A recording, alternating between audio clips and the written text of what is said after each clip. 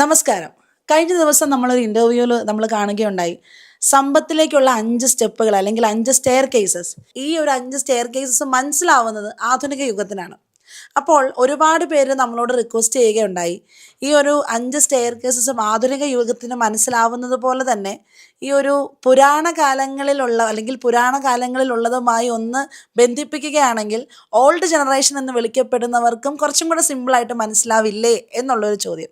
അപ്പോൾ ഇവയെക്കുറിച്ച് സംസാരിക്കാനായി ഇന്ന് നമ്മളുടെ കൂടെ ആ ഒരു ഗ്രേറ്റ് പേഴ്സണാലിറ്റി ജോയിൻ ചെയ്തിട്ടുണ്ട്. ഇന്ന് ഒരുപാട് പേരുടെ ജീവിതത്തിൽ നമുക്കറിയാം, നമ്മൾ വെറുതെ പറയാറുണ്ട്, പക്ഷേ ഇതിൽ നമുക്ക് ആത്മാർത്ഥമായിട്ട് പറയാൻ സാധിക്കും. ഒരുപാട് പേരുടെ ജീവിതത്തിൽ ഇന്ന് വെളിച്ചം വീശിക്കൊണ്ട് ഒരു വരുമാന മാർഗം എന്നതിലുപരി അവരുടെ ജീവിതത്തെ തന്നെ മാറ്റിമറിച്ച ഒരു ഗ്രേറ്റ് പേഴ്സണാലിറ്റി, ജസ്പീഡ് കമ്പനിയുടെ മാനേജിംഗ് ഡയറക്ടറും അതിനോടൊപ്പം തന്നെ ഇൻഡസ്ട്രീസ് ട്രേഡ് കമ്മീഷണറുമായിട്ടുള്ള the great doctor Nishad Abubakar സാറാണ്.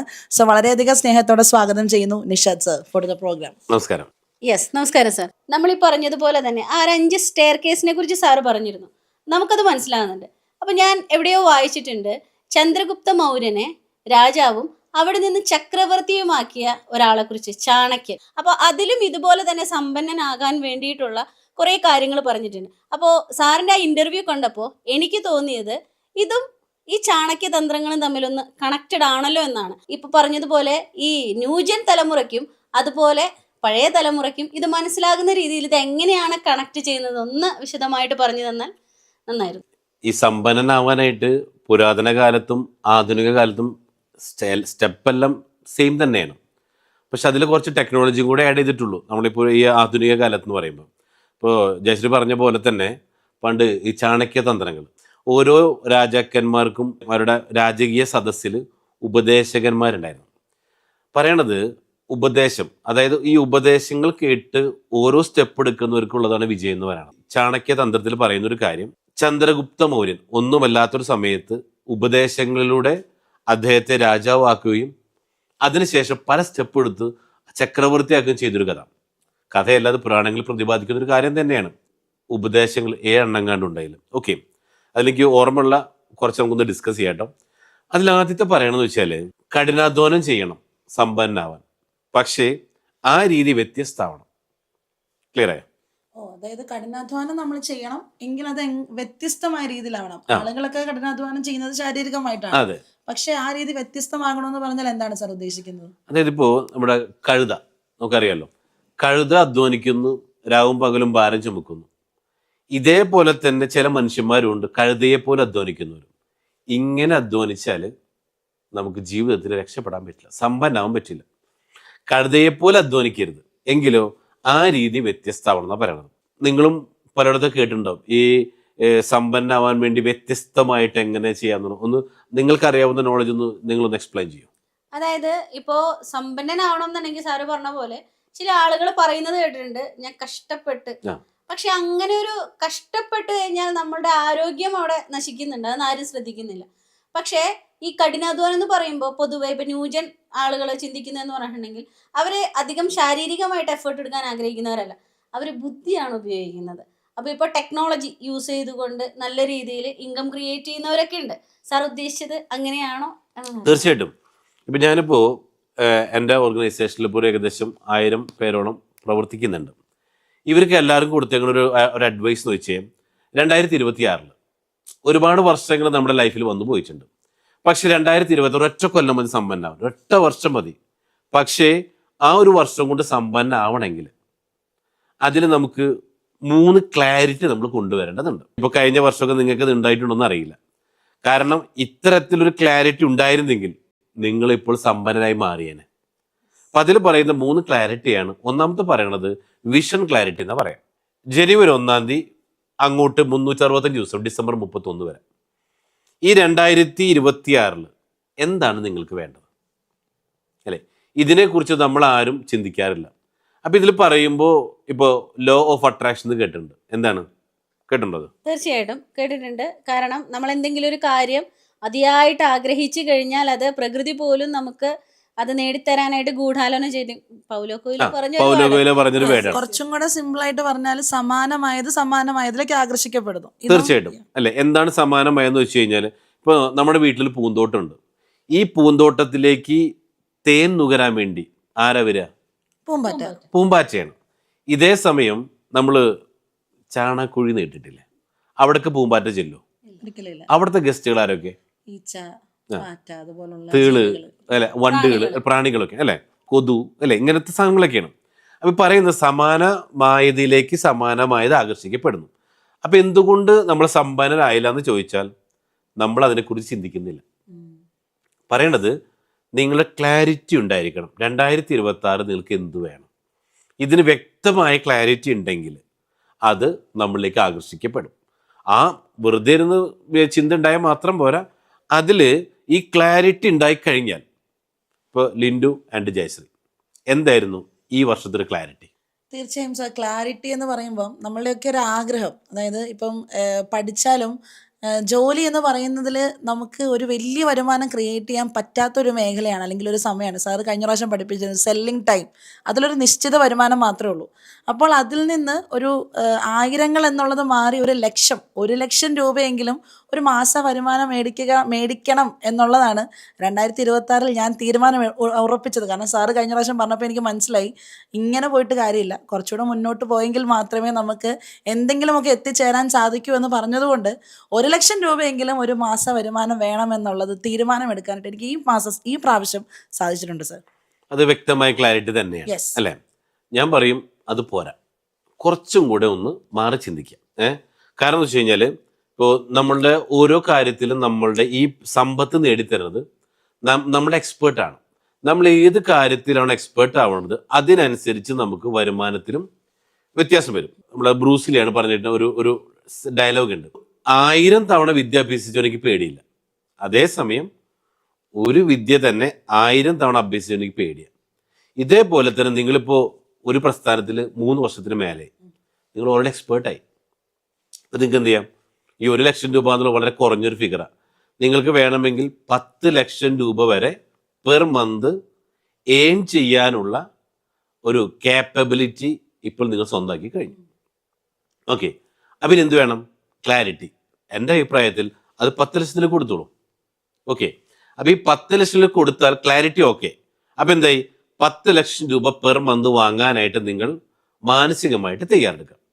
ഓക്കെ, അപ്പം മാനസികമായിട്ട് തയ്യാറെടുക്കുമ്പോൾ ഇതേ ചാണക്യം പഠിപ്പിക്കുന്ന അടുത്തൊരു ഡയലോഗ് ഉണ്ട്. എങ്ങനെ? നമ്മൾ ഒരു കാര്യത്തിന് വേണ്ടി തയ്യാറാകുമ്പോൾ നമ്മളത് 3 തരത്തിൽ തയ്യാറാവണം. എങ്ങനെ തയ്യാറാവണം? ക്ലാരിറ്റി കിട്ടി. ആ ക്ലാരിറ്റിയിലേക്ക് വരുമ്പോൾ ശാരീരികം, മാനസികം, സാമ്പത്തികം. സമ്പന്നാവാനായിട്ട് ശാരീരികമായിട്ട് തയ്യാറെടുക്കേണ്ടത് 1, അമിതമായിട്ടുള്ള ആഹാരം ഒഴിവാക്കുക. 2, അമിതമായിട്ടുള്ള വിശ്രമം ഒഴിവാക്കുക. നിങ്ങൾ എംപ്ലോയീസിനെ ശ്രദ്ധിച്ചിട്ടുണ്ടാവും, അവർ 8-10 മണിക്കൂർ ജോലി ചെയ്തിട്ട് ബാക്കി സമയം ഒന്നുമില്ലെങ്കിൽ കിടന്ന് ഉറങ്ങും, ഒന്നുമില്ലെങ്കിൽ വെറുതെ ഇരിക്കും, അല്ലേ? അപ്പം അതിലും പറയുന്നൊരു കാര്യമാണ്, വെറുതെ ഇരിക്കുന്നവരെ കൂടെ പണം നിൽക്കില്ല. ഇപ്പം നമ്മൾ കുറച്ച് പൈസ കിട്ടി, പക്ഷെ നമ്മൾ വെറുതെ ഇരുന്നാലോ ആ വന്ന പൈസയും കൂടെ നമ്മുടെ കയ്യിൽ നിന്ന് പോകും. അപ്പോൾ വെറുതെ ഇരിക്കാൻ പാടില്ല, മടിയനാവാൻ പാടില്ല, അതോടൊപ്പം തന്നെ അമിത ഭക്ഷണം കഴിക്കാൻ പാടില്ല. അതായത് ചുരുക്കി പറഞ്ഞാൽ സംയമനം പാലിക്കുക എന്നുള്ളത്. സംയമനം പാലിക്കുക. യെസ്, അത് തന്നെ, സംയമനം പാലിക്കാം. അതിൽ രണ്ടാമത്തെ ഒരു കാര്യമാണ് ശാരീരികം കഴിഞ്ഞാൽ പിന്നെ മാനസികം. മാനസികമായിട്ട് തയ്യാറെടുക്കുക എന്ന് വെച്ച് കഴിഞ്ഞാൽ, ഒന്നാമത്തെ കാര്യം, ചില ആളുകൾക്ക് പെട്ടെന്ന് ദേഷ്യം വരും. ദേഷ്യം, ഈ കോപത്തെ നിയന്ത്രിക്കുക എന്നുള്ള ഒന്നാമത്തെ കാര്യം, ദേഷ്യം. പിന്നെ ചിലർക്കുള്ളതാണ് ഈഗോ. വെറുതെ ആവശ്യമില്ലാത്ത ഞാൻ ഇന്നാളെ മോനാണ്, ഞാൻ ഇന്നാളെ മോളാണ്, ഞാൻ ഭയങ്കര സംഭവമാണെന്ന് പറഞ്ഞ് ഈഗോ വെച്ച് പുലർത്താം. ഈ ഈഗോ വെച്ച് പുലർത്തൽ മാത്രമുള്ള കയ്യിലൊന്നും ഉണ്ടാവില്ല, അല്ലേ? അപ്പം എന്ത് വേണം? സമ്പന്നമാവണമെങ്കിൽ നമ്മൾ ഈഗോ എന്ന് പറയുന്ന ആ 3 അക്ഷരം ഒഴിവാക്കിയേ പറ്റൂ. പിന്നെ പറയുന്നതിന് അസൂയ, കുശുമ്പ്, പ്രതികാര ബുദ്ധികൾ. അപ്പം ഇതും നമ്മൾ മാറ്റിയെങ്കിൽ മാത്രമാണ് നമുക്ക് എന്തിനു പറ്റുള്ളൂ? മാനസികമായിട്ട് നമ്മൾ തയ്യാറെടുക്കാൻ പറ്റുള്ളൂ. ഓപ്പണായി പറഞ്ഞാൽ നന്ദിയുള്ളവരായിട്ട് മാറാം. ഗ്രാറ്റിറ്റ്യൂഡ്, അല്ലേ? എത്രത്തോളം നന്ദി പറയാൻ പറ്റും.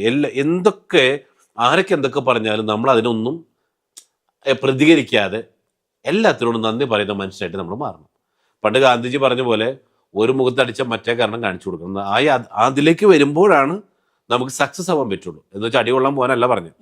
ഓക്കെ, അതിൽ പറയാം. മൂന്നാമത്തെ ഒരു കാര്യം പറയുന്നത് സാമ്പത്തികം. അപ്പം ഈ സാമ്പത്തികമായിട്ട് നമുക്ക് നേട്ടം ഉണ്ടാക്കണമെങ്കിൽ നമ്മൾ തയ്യാറാവലാണ്. അതിൽ പറയുന്ന കാര്യം എന്ന് വെച്ച് കഴിഞ്ഞാൽ, ഒന്ന്, നമുക്ക് എല്ലാ മനുഷ്യന്മാർക്കുള്ള 3 പ്രശ്നങ്ങളാണ്. ഒന്ന്, how to make more money, നമുക്ക് എങ്ങനെ കൂടുതൽ പണം ഉണ്ടാക്കാന്ന് അറിയില്ല. രണ്ടാമത്തെ കാര്യമാണ് ഹൗ ടു മാനേജ് മണി, വന്ന പൈസയെ മാനേജ് ചെയ്യാൻ അറിയില്ല. മൂന്നാമത്തത് നിലനിർത്താൻ അറിയില്ല, സ്വന്തമാക്കാൻ അറിയില്ല. മൂന്നാമത്തത് ഹൗ ടു മൾട്ടിപ്ലൈ മണി, വന്ന പൈസയെ ഇരട്ടിപ്പിക്കാനും അറിയില്ല. ഇതിൽ പറയുന്നൊരു കാര്യം, നമ്മൾ ഏൺ ചെയ്യുന്ന പൈസ ചെലവാക്കുമ്പോൾ 3 കാര്യങ്ങൾ ചിന്തിക്കേണ്ടതുണ്ട്. ഒന്ന്, ഇപ്പോൾ ജയശ്രീ ഒരു സാധനം വാങ്ങിക്കാൻ വേണ്ടി പോവാം. ഇത് വാങ്ങിക്കാൻ പോകുന്നതിന് മുമ്പ് 3 കാര്യങ്ങൾ ചോദിക്കേണ്ടതുണ്ട്. ഈ സാധനം എനിക്കിപ്പോൾ ആവശ്യമുള്ളതാണോ? 2, ആവശ്യമുള്ളതാണ്. ഒന്നും കൂടെ ചോദിക്കുക, ഈ സാധനം എനിക്ക് അത്യാവശ്യമാണോ? 3, ഈ കാര്യം എനിക്ക് അനാവശ്യമാണോ? ഇതിൽ നമ്മൾ നോക്കുക, ഈ സാധനം എനിക്ക് ആവശ്യമാണോ, അനാവശ്യമാണോ, അത്യാവശ്യമാണോ? അത്യാവശ്യമാണെങ്കിൽ മാത്രം ഇത് വാങ്ങാൻ പാടുള്ളൂ. സാമ്പത്തികമായിട്ട് നമുക്ക് ഉന്നതിയിലേക്ക് എത്തണമെങ്കിൽ എന്ത് വേണം? ഈ 3 കാര്യങ്ങൾ നമ്മൾ പാലിക്കേണ്ടതുണ്ട്. ചാണക്യതന്ത്രങ്ങൾ പറയുന്നൊരു കാര്യമാണ്. ഒന്നാമത്തത്, നമ്മൾ സമ്പന്നാവണമെങ്കിൽ സാമ്പത്തികമായിട്ടും മാനസികമായിട്ടും അതുപോലെ തന്നെ ശാരീരികമായിട്ടും നമ്മളെ ഒരുക്കണം. അപ്പൊ അതിൽ വ്യക്തമായിട്ട് ക്ലാരിറ്റി നമ്മൾ കൊണ്ടുവരേണ്ടതുണ്ട്. ഇനി ഈ ക്ലാരിറ്റി നമ്മളെ കൊണ്ടുവന്നു, ഓക്കെ, എനിക്ക് 1 ലക്ഷമോ 10 ലക്ഷമോ വാട്ടോ, ഓക്കെ, നമ്മൾ നിശ്ചയിച്ചു. അടുത്ത ചോദ്യമാണ്, അടുത്തൊരു ക്ലാരിറ്റി കിട്ടണം എന്ന് വെച്ച് കഴിഞ്ഞാൽ സ്ട്രാറ്റജിക് ക്ലാരിറ്റി എന്ന് പറയും. 2026 1 ലക്ഷമോ 2 ലക്ഷമോ 10 ലക്ഷമോ, ഓക്കെ, ക്ലാരിറ്റി ഓക്കെ. എങ്ങനെ? ഇതിന് വ്യക്തമായിട്ടുള്ള ഒരു പ്ലാൻ, അതേ വേഗം പറയും സ്ട്രാറ്റജി എന്ന് വെച്ചാൽ തന്ത്രം എന്നാ പറയാം. കാരണം ഇപ്പൊ ഞാൻ എല്ലാവരും പഠിപ്പിച്ചു കൊടുക്കുന്നത് അടുത്തൊരു വർഷം 1 കോടി രൂപ ഏൺ ചെയ്യാന്ന് പറയണം. അപ്പൊ ഇത് ചിലർ ചോദിക്കും, ഞങ്ങളെ കൊണ്ട് നിങ്ങൾ എന്താണോ എന്നുള്ളതല്ല പ്രശ്നം, നിങ്ങൾക്ക് എന്താവണം? 1 കോടി വേണം, പഠിപ്പിച്ചു തരാന്നേ. പക്ഷേ ആ പഠിപ്പിച്ച് തരണമെങ്കിൽ അതിനെന്ത് വേണം? ഏതിലെ പോകണം? സ്ട്രാറ്റജി വേണം. അപ്പൊ ഈ 1 കോടി നേടിയെടുക്കുക എന്നുള്ള വെച്ചാൽ അതൊരു വലിയൊരു കാര്യം തന്നെയാണ്, ചെറിയ കാര്യമല്ല. അപ്പൊ ഇതിനെ പറയുക സ്ട്രാറ്റജി എന്ന് പറയുന്നത് തന്ത്രമാണത്. എങ്ങനെ? അപ്പൊ ആ സ്ട്രാറ്റജി ഇപ്പൊ കയ്യിലുണ്ട്. അപ്പൊ എന്ത് കിട്ടി നമുക്ക്? ഒന്നാമത്തെ വിഷൻ ക്ലാരിറ്റി കിട്ടി. 2, സ്ട്രാറ്റജി ക്ലാരിറ്റി. ഇനി മൂന്നാമത്താണ് അതിന് വേണ്ടിയിട്ട് ഐഡന്റിറ്റി ക്ലാരിറ്റി. ഞാൻ ആരാവണം, ഞാൻ ആരായി മാറണം. അപ്പൊ ഈ 7 കാര്യങ്ങൾ തന്നെയാണ് ഈ ചാണക്യതന്ത്രത്തിലും പഠിപ്പിക്കുന്നത്. ഞാൻ ആരാവണം. അപ്പൊ അതിൽ പറഞ്ഞ കാര്യമാണ്, ഒന്ന് സമ്പന്നാവണമെങ്കിൽ കഠിനാധ്വാനം ചെയ്യണം, ആ രീതി വ്യത്യസ്തമാണ്. ഇതാണ് ഒന്നാമത്തെ പോയിന്റ്. ഇല്ലെങ്കിലോ കാറ്റത്ത് കടലാസ് പറക്കുന്നത് പോലെ, ലക്ഷ്യമില്ലാത്ത ഒരു കടലാസ് പോലെയാണ് ഇന്നും ഭൂരിഭാഗം ആളുകൾ. എവിടേക്കാണ് എന്താണെന്ന് ആർക്കും അറിയില്ല. അപ്പൊ ഇതാണ് ഒന്നാമത്തെ ക്ലാരിറ്റി. കഠിനാധ്വാനം ചെയ്യണം, ആ രീതി വ്യത്യസ്തമാണ്. അതാണ് സാറേ ഇപ്പം യൂസഫ് അലി സാറ്, അതുപോലെ നമ്മൾ സമ്പന്നന്മാരുടെ ലിസ്റ്റ് എടുത്തു കഴിഞ്ഞാൽ പോയി ഇപ്പം നമുക്ക് ഞങ്ങൾ എവിടെയൊക്കെ കേൾക്കുന്ന കാര്യമാണ്. അതായത് കഠിനാധ്വാനം എന്ന് പറഞ്ഞാൽ ഇപ്പം ഏറ്റവും കൂടുതൽ കഠിനാധ്വാനം ചെയ്യുന്ന ആളുകൾ റോഡ് പണിക്കാരാണ്. ഒരുപാട് കഷ്ടപ്പെടുന്നുണ്ട്. പക്ഷെ എന്തുകൊണ്ട് അവർക്ക് മഴയില്ല വെയിലും ഇല്ല. അതെ, ഒന്നുമില്ല. ഇപ്പം നമ്മൾ എറണാകുളത്ത് പണി നടന്നുകൊണ്ടിരിക്കുക, എപ്പോൾ നോക്കിയാലും അവിടെ പണിയാണ്. അപ്പോൾ അവിടെ അവരത്രയും കഷ്ടപ്പെടുന്നുണ്ട്. പക്ഷെ ആ കഷ്ടപ്പെടുന്നത് വ്യത്യസ്തമായ രീതി ആകണമെന്നുള്ളതിൻ്റെ തെളിവുകളാണ് ഇപ്പം സാറ്, ഇപ്പം യൂസഫ് അലി സാറ്, അതിനോടൊപ്പം ഒരുപാട് പേര്. അപ്പം ആ വേണ്ട അധികം പോണ്ട, റോഡിന്റെ പണിയെടുക്കുന്ന തൊഴിലാളികൾ, ഓക്കെ, അയാൾ എന്ത് ചെയ്യുന്നു? രാവും പകലും. ഇതിന്റെ കോൺട്രാക്ടർ ഉണ്ട്, സുഖമായിട്ട് കിടന്നോണം. ഇത്രയേ ഉള്ളൂ. ഇതിൽ ആരെ സമ്പന്നനാവണേ? പണിക്കാരാണ്, കോൺട്രാക്ടറാണ്. ഇത്രയേ ഉള്ളൂ. ഇതിനെ വേറെ ഒന്നും പറയേണ്ടതില്ല. ഓക്കെ, ഇതാണ് ഒന്നാമത്തെ പോയിന്റ് എന്ന് പറയുമ്പോൾ. ഇനി അതിൽ തന്നെ രണ്ടാമത്തെ പോയിന്റ് എന്ന് വെച്ച് കഴിഞ്ഞാൽ അവസരങ്ങളെ തിരിച്ചറിയുന്നവനെ ധനികനാകും. കേട്ടിട്ടുണ്ടോ അതിനെ കുറിച്ച്? അവസരങ്ങളെ തിരിച്ചറിയുന്നവനെ ധനികനാകും. ഇപ്പം ശരിയാണ് സാർ, അവസരം എന്ന് പറയുന്നത് ഒരിക്കലും ഒരു യാദൃശ്ചികമായിട്ട് നമ്മിലേക്ക് വരുന്ന ഒന്നല്ല. അതെന്ന് പറയുന്നത് നമ്മൾ കേട്ടിട്ടുള്ള പോലെ കർമ്മത്തിന്റെയും ഭാഗ്യത്തിന്റെയും ഒത്തുചേരലാണ് അവസരം എന്ന് പറയുന്നത്. ശരിയാണ് സാർ. തിരിച്ചറിയാത്ത ഒരുപാട് പേരുണ്ട്. ഒരുപാട് അവസരങ്ങൾ കയ്യിലെത്തുമ്പോഴേക്കും നേരത്തെ വന്ന അവസരം എനിക്ക് ഉപയോഗിക്കാൻ സാധിച്ചില്ല എന്ന് പറഞ്ഞ് അടുത്തതിനെ തേടി പോവാത്ത ഒരുപാട് പേരുണ്ട്. ശരിയാണ്. ആ ഒരു അവസരത്തെ അന്വേഷിച്ച് കണ്ടുപിടിക്കുന്നവൻ, തിരിച്ചറിയുന്നവനാണ് ധനികനാവുന്നത്. ഇത് പറയുന്നത് കർമ്മത്തിന്റെയും ഭാഗ്യത്തിന്റെയും ഒരു ഒത്തുചേരലാണ് അവസരം. ഈ അവസരങ്ങൾ പറയുന്നത് നമ്മുടെ എല്ലാവരും ജീവിതത്തിൽ 3 പ്രാവശ്യം സംഭവിക്കുള്ളൂ എന്നാണ് പറയണത്. ഈ 3 പ്രാവശ്യം ദൈവം അവസരം തരുമ്പോൾ ഇതിലിപ്പോൾ നിങ്ങളെ കഴിക്കുന്ന അവസരം എത്രാമത്തെ നമുക്കറിയില്ല, അത് ദൈവത്തിന് അറിയുമെന്ന് പറയും. അപ്പം ഇത് 3ാമത്തെ ആണെങ്കിലോ, ഇപ്പം നിങ്ങളെ കഴിക്കുന്ന 3ാമത്തേതാണെങ്കിൽ അതും തട്ടിത്തെറിപ്പിച്ചാലോ തീർന്നു. നാളെ ദൈവത്തോട് ചോദിക്കുകയാണ്, എനിക്ക് എന്തുകൊണ്ട് എന്നെ സമ്പന്നാക്കിയില്ല, ഞാൻ നിനക്ക് 3 അവസരം തന്നില്ലേ, നീ എന്തുകൊണ്ട് അതിന് കയറി പിടിച്ചില്ല അല്ലേ? അപ്പം എന്ത് വേണം, ഇത് എത്രാമത്തെ നമുക്കറിയില്ല, കിട്ടിയ അവസരം മാക്സിമം യൂട്ടിലൈസ് ചെയ്യണം, മാക്സിമം അല്ലേ? അതാണ് അവസരങ്ങളെ തിരിച്ചറിയുന്നവനെ സമ്പന്നനാകും. ഇതാണ് 2ാമത്തെ പോയിന്റ്.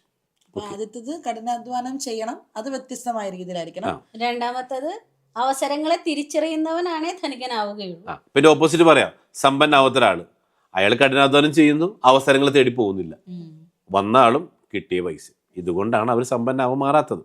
ഓക്കെ, പിന്നെ 3ാമത്തെ പോയിന്റിൽ കിടക്കാം. സമ്പന്നാവണമെങ്കിൽ സ്വയം നിയന്ത്രിക്കണം. ഞാൻ നേരത്തെ പറഞ്ഞു, അതിൽ വരുന്ന 3 പോയിന്റുകൾ സ്വയം നിയന്ത്രിക്കാൻ പഠിക്കണം നമ്മൾ. അതിലാണ് സംയമനം പാലിക്കാന്ന് വെച്ചാൽ. സംയമനം പാലിക്കാന്ന് വെച്ചാൽ അത് 3 കാര്യത്തിലായിരിക്കണം. 1 ശാരീരികം, 2 മാനസികം, 3 സാമ്പത്തികം. ഈ 3 കാര്യങ്ങളിൽ നിയന്ത്രണങ്ങൾ നമ്മൾ കൊണ്ടുവരേണ്ടതുണ്ട്. ഇനി 4ാമത്തെ ഒരു പോയിന്റ് എന്ന് വെച്ച് കഴിഞ്ഞാൽ, സമയത്തെ ശരിയായി വിനിയോഗിക്കുന്നവന് മാത്രമേ സമ്പന്നാവാൻ പറ്റൂ. ഇതിൽ പറയുന്നൊരു പോയിന്റ് എന്ന് വെച്ച് കഴിഞ്ഞാൽ, ഇപ്പം സാധാരണ ഒരു എംപ്ലോയീസ് ഉണ്ട്, ഇവരെ സംബന്ധിച്ച് 8-10 മണിക്കൂർ ജോലി ചെയ്യുക, ബാക്കിയുള്ള സമയം TV കാണുക, കിടന്നുറങ്ങുക. ഇതിനപ്പുറത്തേക്ക് അതല്ലെങ്കിൽ റോഡ് സൈഡിൽ പോയിട്ട് വല്ല പിള്ളേരൊപ്പം ഇരുന്ന് സംസാരിക്കുക, കലങ്ങുമ്പോൾ പോയിരിക്കുക, ഫോൺ നോക്കിയിരിക്കുക, ഇങ്ങനെ സമയം വെറുതെ കളയുന്നവരാണ് ഭൂരിഭാഗം പേരും. അതേസമയം ബിസിനസ്സുകാർ അവരെന്ത് ചെയ്യുന്നു, രാവിലെ തന്നെ ഇന്നത്തെ ദിവസം എന്തൊക്കെ ചെയ്യണം, പ്ലാനിങ്, അത് എത്ര രൂപ ഏൺ ചെയ്യണം, കറക്റ്റ് പ്ലാനിങ്ങോടെ മുന്നോട്ട് പോകുള്ളൂ. 2ാമത് പ്ലാൻ ചെയ്ത് കഴിഞ്ഞാലോ അടുത്തത് അത് പ്രാക്ടീസ് ചെയ്യാന്ന് പറയും. അതിനുവേണ്ടി ഞാൻ എന്തൊക്കെയാണ് ചെയ്യേണ്ടത്, അത് ഇംപ്ലിമെൻറ്റേഷൻ നെക്സ്റ്റ് വരുന്നത്. അത് കഴിഞ്ഞ് 3ാമത് അത് കഴിഞ്ഞ് വന്നു കഴിഞ്ഞാൽ അവർ 3 കാര്യങ്ങളിലൂടെ നോക്കും, ഇന്ന് എൻ്റെ ജീവിതത്തിൽ എന്തൊക്കെ കാര്യങ്ങൾ നടന്നു. അതിൽ പറയുന്നത് what went wrong, what went right, what need to be corrected. ഈ 3 കാര്യങ്ങൾ അവിടെ സെറ്റാക്കി പോകും. അതായത് ഇന്നത്തെ ദിവസത്തിൽ ഞാൻ ചെയ്ത ശരികൾ എന്തൊക്കെയായിരുന്നു, ഇന്നത്തെ ദിവസം ഞാൻ ചെയ്ത തെറ്റുകൾ എന്തൊക്കെയായിരുന്നു, നാളെ ഞാൻ അതൊക്കെ എന്ത് തിരുത്തണം. അപ്പം ഇങ്ങനെ ഓരോ ദിവസം എന്ത് വേണം, രാവിലെ പ്ലാൻ ചെയ്യണം, അത് കഴിഞ്ഞ് അത് ഇംപ്ലിമെൻറ്റ് ചെയ്യണം, വൈകുന്നേരം വന്നാലോ റിവ്യൂ അല്ലേ. ഈ 3 കാര്യങ്ങൾ എന്തൊക്കെയായിരുന്നു, കറക്റ്റ്. അപ്പം ഇത് 3 വിശകലനം ചെയ്ത് മുന്നോട്ടേക്ക് പോകണം. അപ്പം ഇത് മാത്രമേ ഉണ്ടാവാൻ പാടുള്ളൂ. അപ്പം ഇത് സമ്പന്ന കറക്റ്റ് ഇത് കീപ്പ് ചെയ്ത് പോകുന്നൊരു കാര്യമാണ്. പക്ഷേ സാധാരണക്കാരോ രാവിലെ എല്ലാ ദിവസവും പോലെ നേരം വെളുക്കുന്നു, മുതലാളി ചീത്ത പറയണ കാരണം കറക്റ്റ് സമയത്ത് ചെല്ലും, ആ ചീത്ത കേൾക്കാതിരിക്കാൻ വേണ്ടി ഗ്യാപ്പ് കിട്ടിയാൽ കിടന്നുറങ്ങും, ഗ്യാപ്പ് കിട്ടിയാൽ വെറുതെ ഇരിക്കും, ഗ്യാപ്പ് കിട്ടിയാൽ ഫോൺ നോക്കിയിരിക്കും. ഇങ്ങനെ സമയത്ത് വെറുതെ കളയുന്നവൻ ഒരു കാലത്തും രക്ഷപ്പെടില്ല. ഇതാണ് ചാണക്യ തന്ത്രത്തിൽ പറയുന്ന 3ാമത്തെ ഒരു കാര്യം. ശരിയാണ് സാർ. ഇപ്പോൾ ഒരുപാട് പേരുണ്ട് ഇപ്പം വെറുതെ ഇരിക്കുന്നവർ. ഇപ്പം അവർക്ക് ഫുഡ് കഴിക്കണമെങ്കിൽ പോലും വേറെ വല്ലവരുടെയും നിന്നും കടം മേടിച്ചിട്ട് അവർക്ക് പോകാനായിട്ട് പറ്റും. കാരണം അവർ വെറുതെ ഇരുന്ന് ആ സമ്പത്തെ വികർഷിച്ചുകൊണ്ടിരിക്കുകയാണ്. പണം നമ്മിലേക്ക് വരണമെങ്കിൽ ഇപ്പോൾ സാറ് പറഞ്ഞ പോലെ സമയത്തെ നന്നായി നിയന്ത്രിക്കണം. പക്ഷേ ഈ വെറുതെ ഇരിക്കുന്നവരിൽ നിന്ന് പണം ആകർഷിക്കുന്നത് സമയത്തെ നന്നായിട്ട് ഉപയോഗിക്കുമ്പോഴാണെങ്കിൽ വെറുതെ ഇരിക്കുന്നവർക്ക് സമ്പത്ത് വികർഷിക്കപ്പെടുവാണെന്നുള്ളത് വലിയ സത്യമാണ് ഇപ്പം സാറ് പറഞ്ഞു തന്നത്. മാത്രമല്ല വെറുതെ ഇരിക്കും തോറും അവൻ്റെ കയ്യിൽ കിട്ടിയ പൈസ വേസ്റ്റ് ആയിപ്പോവും, വെറുതെ തിരിച്ചു പോവും. ഇപ്പം നമ്മൾ പഠിച്ചിട്ടുണ്ട്, പണം എന്ന് പറയുന്ന എനർജിയാണ്. ഈ പണം ഇപ്പം എക്സാമ്പിൾ ആയിട്ട് ഒരു എംപ്ലോയി സംബന്ധിച്ച് 20,000, 25,000, 30,000 കിട്ടി. ഇത് വെറുതെ ഇരിക്കും തോറും കയ്യിലുള്ള പൈസ വന്ന വഴിക്ക് പോവുകയും ചെയ്യും.